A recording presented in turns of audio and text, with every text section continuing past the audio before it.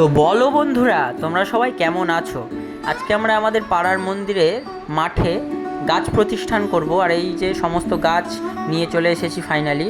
তো এইদিকে গদাদা এবং শিবা গর্ত খুঁড়ছিল এই গরমে অনেক পরিশ্রম করে, আর সমস্ত পাড়ার লোকজন দেখছিল দাঁড়িয়ে, মানে বয়স্ক লোকজন। আর কৃষ্ণদা এখানে ডালগুলো কেটে সব প্লেন করছিল, মানে ওগুলো গ্যাটিস দিবে জন্য।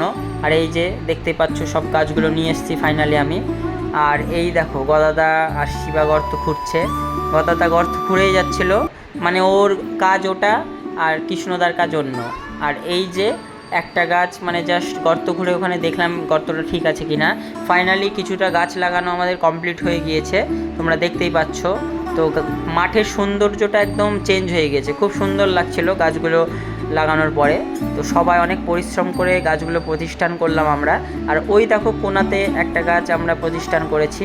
আর এই যে অনেকক্ষণ পরে আমার ভিডিও নিয়ে দিল, আমার ভিডিও কেউ করছিল না, এত খাটাখাটনি করলাম, সবার ভিডিও করলাম, কেউ আমারটা করছিল না। তো ফাইনালি গরমে ঘেমে অবস্থা বেহাল।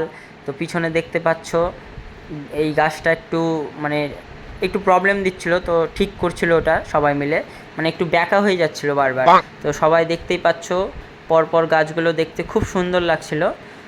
আর বন্ধুরা, তোমাদের কাছেও আমার একটা রিকোয়েস্ট, তোমরা পারলে অন্তত একটা গাছ প্রতিষ্ঠান করো, নয়তো ধীরে ধীরে কিন্তু আগামী দিনে আরও গরমের তাপমাত্রা বেড়ে যাবে, পৃথিবী ধ্বংসের পথে চলে যাবে। তাই এখনও সময় আছে, পারলে একটা হলেও গাছ প্রতিষ্ঠান করো প্লিজ। তোমরা দেখো বন্ধুরা, কৃষ্ণদা নিজেই গাছ প্রতিষ্ঠান করছিল আর নিজেই গাছ কেটে ফেলছিল। তার ফলে আমি কৃষ্ণদাকে জিজ্ঞেস করলাম যে তুমি কেন গাছ কাটছো? তো কৃষ্ণদা আমার কথা শুনে হাসছিল, আর কৃষ্ণদা কিছু বললো না, আমার কথার উত্তরই দিল না, খালি হাসছিল। আর নিচ থেকে ছোট কৃষ্ণ বড় কৃষ্ণদাকে বলছে যে কৃষ্ণদা সমাজ বিদ্রোহ কাজ করছে। এটা নিয়ে হাসাহাসি হলো অনেক।